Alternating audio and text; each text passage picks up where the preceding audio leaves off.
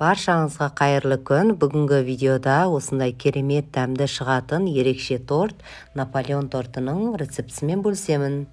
Менімен бірге болып, видеоны соңына дейін қараңыздар. Бізге қажетті заттар: кукурузный крахмал, тұз, қаймақ қажет болады, сметана, уксус қажет болады. Мен яблочный уксус алдым, бірақ жай уксус қолдансаңыздар да болады. Және де жұмыртқаның сарысы 3 дана, сары май, салқын және де ұн қажет болады. Ұнымызды електен өткізіп алдық. Салқын сары майымызды үккіштің көмегімен, терканың көмегімен үгітіп өткізіп аламыз. Салқын сары майымызды ұнымызға ауната отыра, осылай жақсылап үккіштің көмегімен үгітіп аламыз. Осылай мінекей үгітіп алдық. Енді қолымыздың көмегімен крошка қылып кішкене езіп біріктіретін боламыз. Біздің сары майымыз осылай кішкене үгілмелі болып, осылай крошка шығуы қажет. Енді осының үстіне тұзымызды және де кукурузный крахмалымызды салып, тағы да бір рет араластырып аламыз. Осы массамыздың үстіне қаймағымызды саламыз. Қаймағымыз салқын болғаны дұрыс. Үстіне уксусымызды саламыз. 3 жұмыртқаның сарысын салып, қолымыздың көмегімен тез-тез біріктіріп, қамырымызды илейтін боламыз. Біздің қамырымыз қолға жабысқақ болады, өте осындай жабысқақ, кішкене сұйықтау қамыр болады. Бірақ бұны қазір біз морозильникке салған сәтте, біздің қамырымыз кішкене қатып, өзінің формасын жақсы ұстайтын болады. Осындай пищевой пленкамыздың үстіне қамырымызды салып аламыз, және де кішкене жайып, тоңазытқышта морозильнигімізге бір 20-30 минутқа жіберетін боламыз. Біздің осы қамырымыз кішкене қатуы қажет.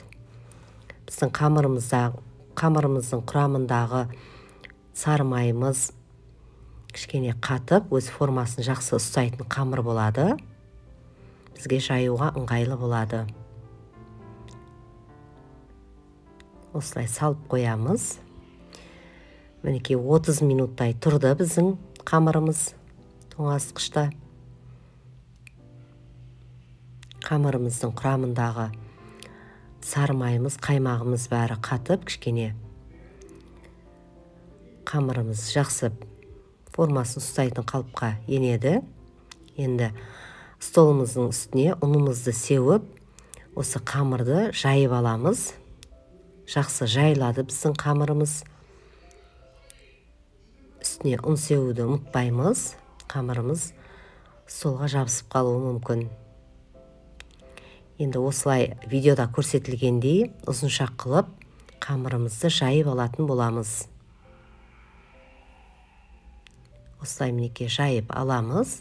Енді екі жағынан кітап сияқты қылып бүктеп, тағы да осы пленкамызға орап, пищевой пленкамызға орап, морозильникке, тоңазытқышқа тағы да бір 20-30 минутқа жібереміз. 20-30 минуттай тұрды біздің қамырымыз. Енді осы қамырымызды екінші мәрте тағы да үстінен ұнды сеуіп, ұзыншақ қылып, жайып, кітап сияқты қылып, қайырып, қайталайтын боламыз. Қамырымызды осылай жайып аламыз. Видеода көрсетілгендей кішкене ұзыншақ қылып жаямыз.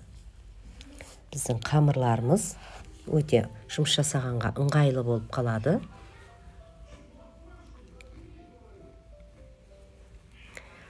Видеода көрсетілгендей осылай кітап сияқты қылып, біз тағы да бүктеп, 4 бұрыштап, пищевой пленкамызға орап, морозильнигімізге, тоңазытқышқа тағы да 20 минутқа қойып аламыз.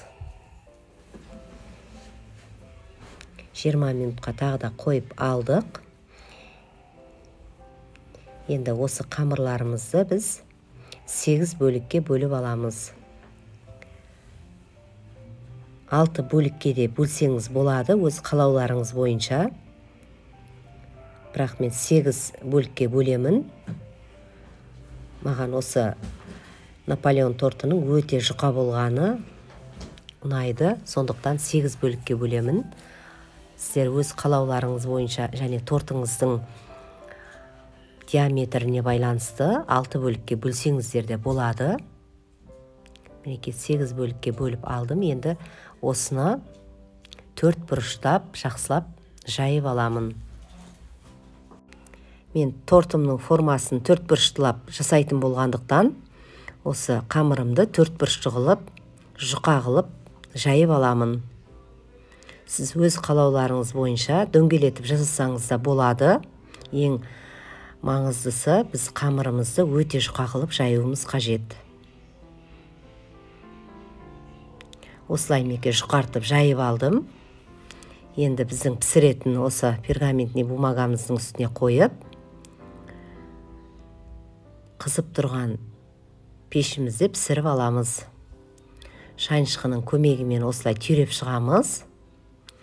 Біздің қамырларымыз қатты көтеріліп кетпеу үшін және де қызып тұрған пешімізде 180 градуста қоп-қоңыр болғанша осылай пісіріп аламыз. Біздің қамырымыз қоп-қоңыр болып шығуы қажет. Және де қажетті формамызбен осылай үстінен басып, формасын шығарып, кесіп алатын боламыз. Қалған қамырларымызды да осылай форманың көмегімен кесіп алатын боламыз.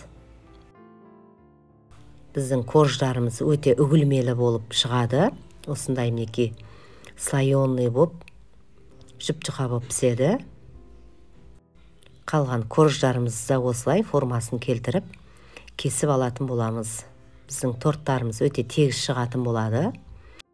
Біздің корждарымыз өте үгілмелі, слоеный, осындай керемет болып піседі. Кесіп алдық. Енді біз кремін жасайтын боламыз. Кремі үшін бізге сүт қажет, және де жұмыртқаның сарысы қажет болады. 4 дана кукурузный крахмал, қант, сары май қажет болады, және де сапалысынан сгущенное молоко қажет болады. Сүтімізді біз ыдысымызға құйып, астын жағып, қайнағанға қоямыз.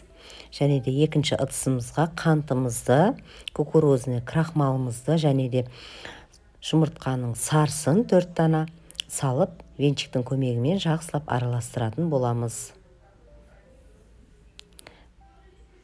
Осы 3 массаны жақсылап араластырып аламыз.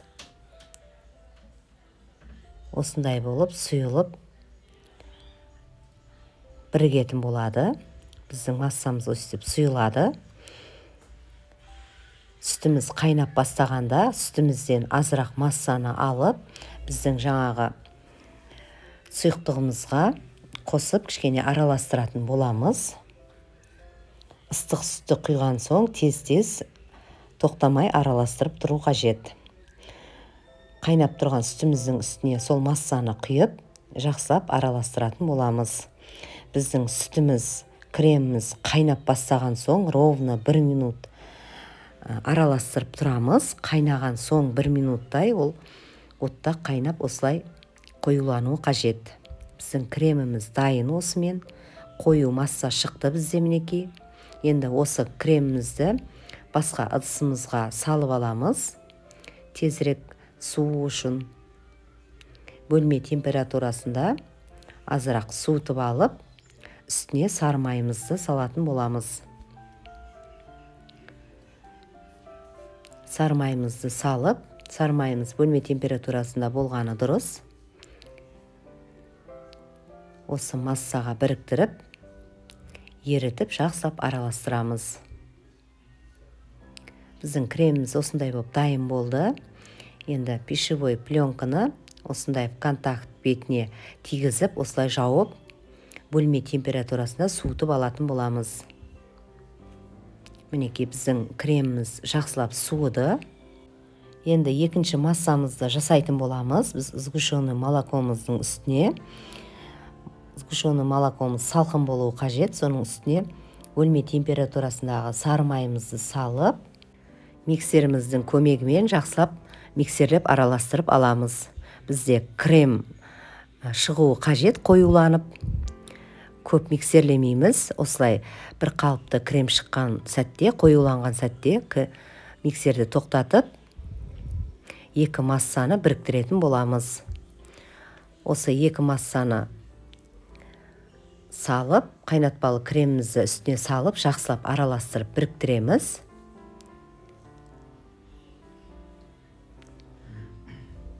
Осылай жақсылап біріктіріп аламыз. Біздің кремдеріміз дайын. Бізде қатты қою емес, қатты сұйық емес, масса шығуы қажет. Осындай мінекей кремдеріміз дайын болды. Енді тортымызды жинайтын боламыз. Астына кішкене крем жағып, бірінші коржымызды қойып, осылай үстіне кремімізден жағып тегістейтін боламыз. Кремімізді жақсылап жағып тегістеп аламыз. Бұл торттың кремі қатты қою болмайды, осындай кішкене сұйықтау болып келеді. Енді екінші слойымызды қойып, кремімізді салып, тағы да тегістеп аламыз.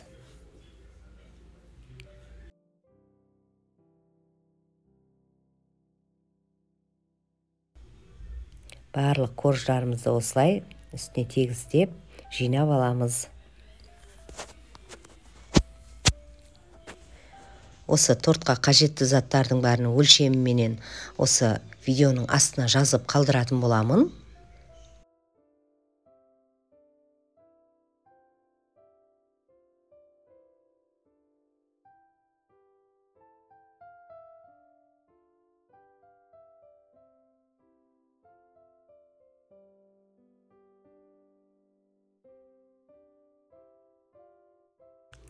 Тортымызды осылай жинап алдық. Енді ең соңғы бөлігіне біз қалған креміміздің бәрін бетіне жағатын боламыз.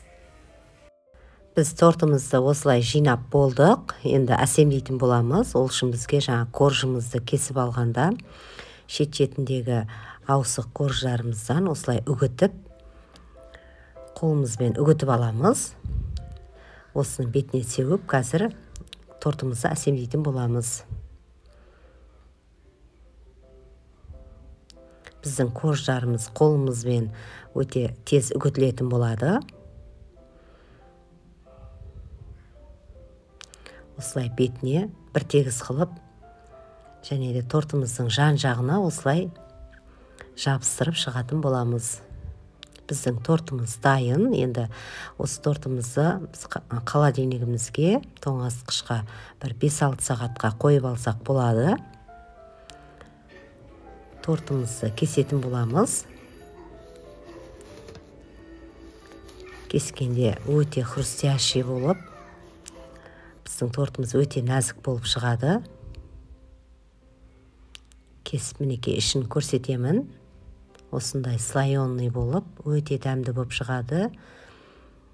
Жасап көруге кеңес етемін. Мерекелік дастарханның көркін ашады. Астарың дәмді болсын.